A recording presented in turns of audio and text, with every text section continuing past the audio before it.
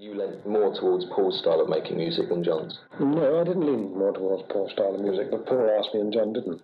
I didn't expect, after the Beatles split up, I didn't expect to work with any of them again, because they learnt a great deal in the decade that we were together. And they became very good producers, every one of them. I mean, George made very good recordings, and John as a producer wasn't as good as the others, but he still had tremendous invention. And so they didn't need producers. When John worked with Phil Spector, it was because, particularly on the rock and roll album, because he was part of that old era and he wanted him to do that. Although John got tired of that too. He didn't like what he was doing. And he was very happy about the rock and roll album. So John tended not to use producers, but became more engineer-producer people. So when he did Double Fantasy, he worked with Dick Douglas, who was an engineer-producer, basically.